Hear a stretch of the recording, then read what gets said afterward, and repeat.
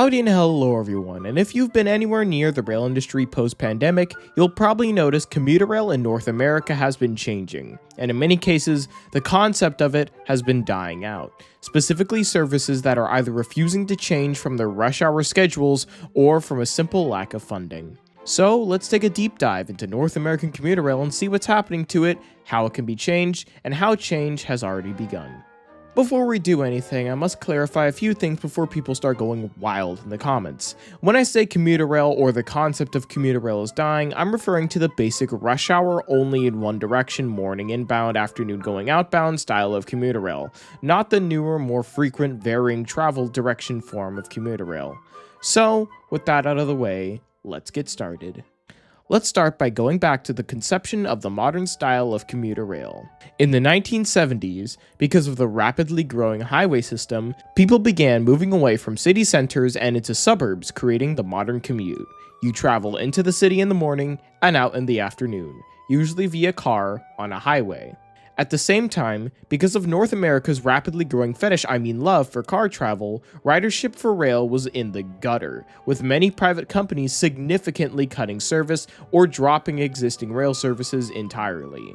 So, because rail was in desperate need of some help and traffic was a rapidly growing issue on highways, cities and counties began forming public agencies who would take up these dropped routes and continue operating them without the risk of going bankrupt. This initial wave of taking up dropped routes resulted in a good few commuter rails such as PATH, the MBTA, the LIRR, and GO Transit. These early commuter rails wouldn't be as focused on only serving commuter hours like commuter rail is known for today, but they did still put an emphasis on them.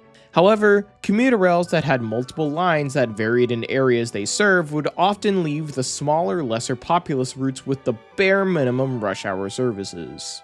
As time went on, the idea of commuter rail in the US began to gain traction, with many cities seeing it as a good way to fix traffic, which by the 80s was an extremely common issue in towns of any notable size. As more commuter rails began to pop up, the common stereotype of commuter rail began to show its face. Many commuter rails that had one line or served cities that were either too small or weren't too kind or open to transit often had the bare minimum schedules of around 4 to 6 trains going one direction in the morning and the same 4 to 6 trains going back in the afternoon or evening. The reason for this was because doing services that traveled both ways during rush hour or operating during non-peak times and weekends would lead to certain trains being significantly less packed than others. So, to allow for lower costs, many commuter rails would do these bare minimum rush hour services, often running stupidly long trains on the rare occasion trains did run. As time went on, many commuter rails barely changed at all. Commuter rails that were blessed with high ridership due to being located in dense areas where transit was easy to access usually saw the most change.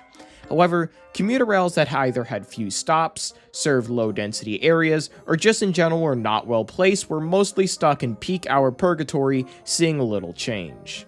However, one thing kept these peak hour commuter rails going, that being the fact that most people still worked out of their house and thus had reason to use the train during the times it was offered, with most people showing no problem with it.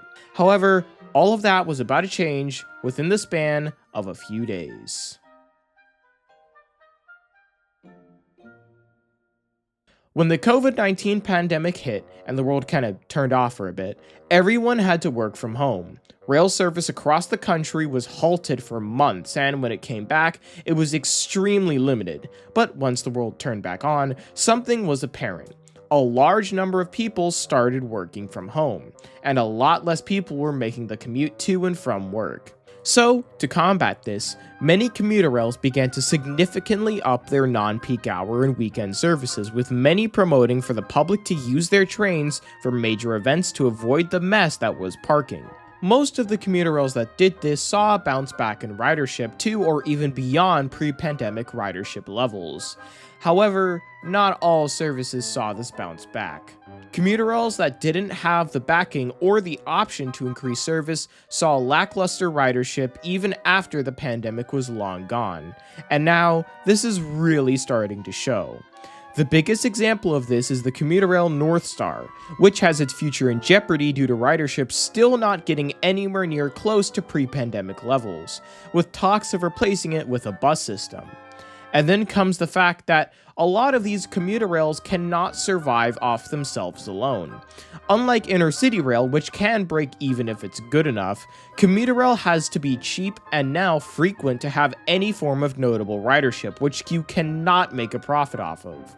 This has meant that some commuter railroads, despite boasting high ridership, have been endangered due to city leaders and politicians seeing the lack of a profit, basically ignoring the high ridership and service it provides to the community, and threatening to cut funding, which could easily spell the end for massive commuter rail agencies. So, what can commuter agencies do to get their services out of the gutter? Well, it really does just boil down to increasing service. The world is making commutes significantly less post-pandemic, and commuter rails need to adjust, or else next thing you know, you've got a situation like North Star, who was on the border of being dissolved and replaced by a bus. And the unfortunate thing is, this isn't uncommon knowledge. The evidence is extremely public and easy to find for how commuter rail can do well in the modern day. The only thing stopping commuter rails from increasing service or improving their rolling stock and stations is really just luck and money. Past just simply being in a rather transit-friendly city, commuter rails with high ridership almost always own or have influence over the majority of their right-of-ways, which means if they want service increases, they have the power to get it done easily since they have the power to do it. But commuter rails, or just commuter rail lines that run on freight-owned trackage, are almost always being limited by freight railroads. And because they don't own the tracks, they can't just add capacity to the lines or build new stations willy-nilly. And buying the trackage outright is a feat that is extremely difficult to make happen, and only really happens with lines that aren't located on major freight main lines or lead to a dead end. And then there is of course the issue of leaders and politicians who don't see the usefulness and potential of a good commuter rail system. The truth is, public transportation is a service, like schools, the fire department, and highways, and it doesn't need to make a profit. But commuter rail's immense loss and lack of education on this fact is what leads to these funding cuts and denying of expansions. The future of commuter rail in North America looks bright and dark at the same time. While there are services like Caltrain, who are seeing record ridership levels and insanely good service improvements, there are also systems like North Star, who are at risk of being cut entirely. But what do you think? Do you think the purely commuter-based railroads are truly dying, or do you think they still have hope? Let me know in the comments. And while you're at it, if you like this video and want to see more from my channel, feel free to check out the rest of my content and consider subscribing. I'm hoping to hit 10,000 subs by the end of this year, and it's viewers like you who can help make that happen. So, without much else to say, I was 5008 Creations, you were the viewer, and I'll see you in the future. Goodbye.